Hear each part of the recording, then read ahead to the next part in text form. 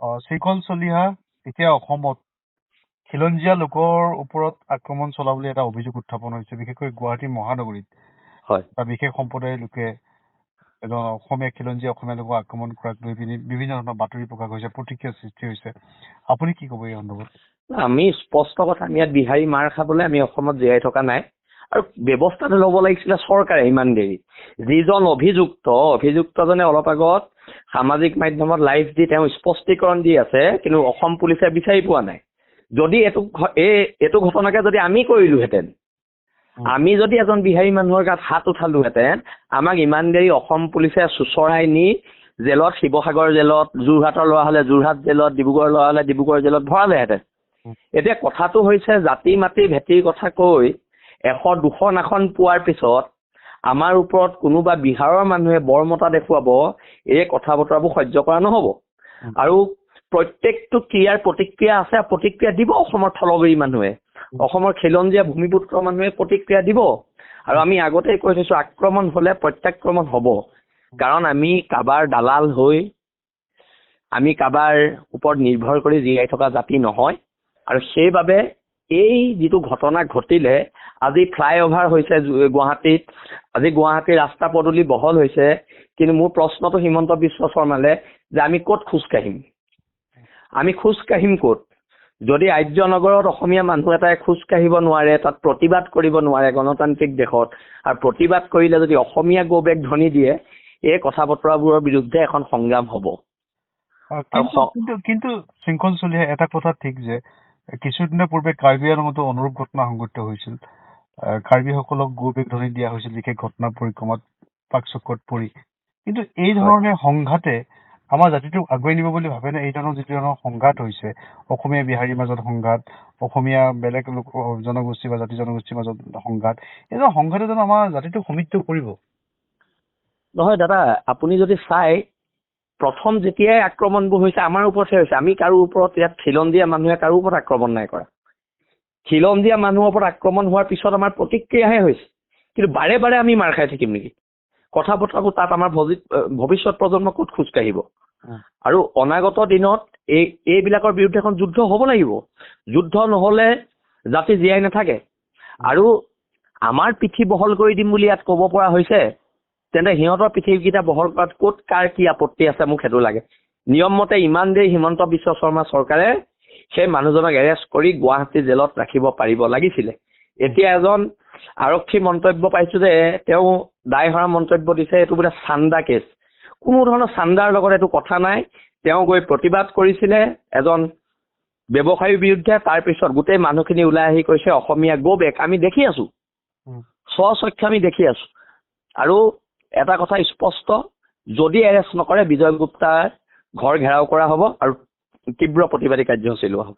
কিন্তু তাৰ মাজতে এটা প্ৰশ্ন উত্থাপন হৈছে, এটা বিষয় চৰ্চা হৈছে, সেয়া হৈছে কোনো তৃতীয় পক্ষই এই গোটেই সমগ্ৰ ঘটনাটোক লৈ পিনি মুনাফা আদায়ৰ চেষ্টা কৰিছে নেকি? আপুনি কি ভাবে?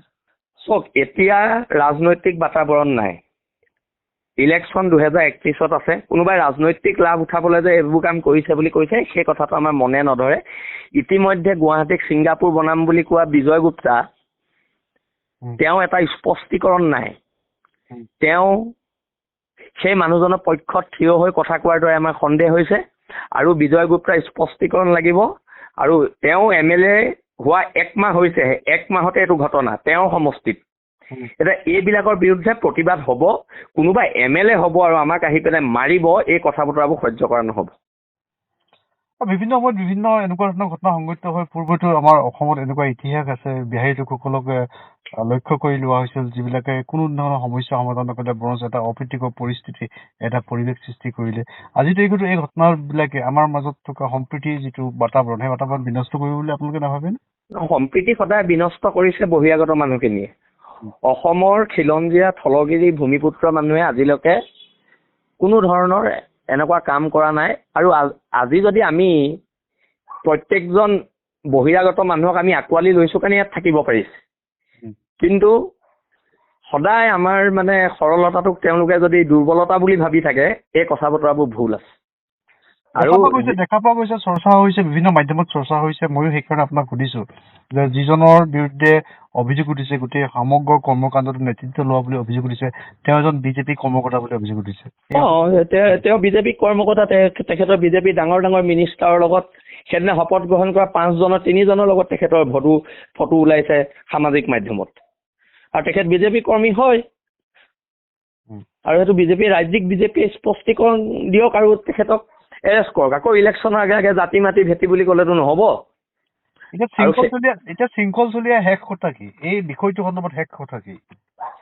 এই বিষয়টোৰ ওপৰত এটাই স্পষ্ট কথা, সেই মানুহকেইজনক এৰেষ্ট কৰিব লাগিব যোনে অসমীয়া গৌবেগ ধ্বনি দিছিলে, আৰু নহ'লে ইয়াৰ বিৰুদ্ধে হ'ব। আৰু আপোনাৰ আক্ৰমণ হ'লে প্ৰত্যাক্ৰমণ হোৱাটো স্বাভাৱিক কথা, আৰু আমি এটা জীয়া জাতি, আৰু জীয়া জাতিয়ে উত্তৰ দিবই, তাত কোনো ৰখাব নোৱাৰে, জীয়া জাতিয়ে উত্তৰ দিব। আৰু কেনেকৈ যিহেতু পৰৱৰ্তী সময়ত আমি এটা জীয়া জাতি, আৰু জীয়া জাতিয়ে উত্তৰ দিবই, তাত কোনো ৰখাব নোৱাৰে, জীয়া জাতিয়ে উত্তৰ দিব। আৰু কেনেকৈ যিহেতু পৰৱৰ্তী সময়ত আমি এটা জীয়া জাতি, আৰু জীয়া জাতিয়ে উত্তৰ দিবই, তাত কোনো ৰখাব নোৱাৰে, জীয়া জাতিয়ে উত্তৰ দিব। আৰু কেনেকৈ যিহেতু পৰৱৰ্তী সময়ত আমি এটা জীয়া জাতি, আৰু জীয়া জাতিয়ে উত্তৰ দিবই, তাত কোনো ৰখাব নোৱাৰে, জীয়া জাতিয়ে উত্তৰ দিব। আৰু কেনেকৈ যিহেতু পৰৱৰ্তী সময়ত আমি এটা জীয়া জাতি, আৰু জীয়া জাতিয়ে উত্তৰ দিবই, তাত কোনো ৰখাব নোৱাৰে, জীয়া জাতিয়ে উত্তৰ দিব। আৰু কেনেকৈ যিহেতু পৰৱৰ্তী সময়ত আমি এটা জীয়া জাতি, আৰু জীয়া জাতিয়ে উত্তৰ দিবই, তাত কোনো ৰখাব নোৱাৰে, জীয়া জাতিয়ে উত্তৰ দিব। আৰু কেনেকৈ যিহেতু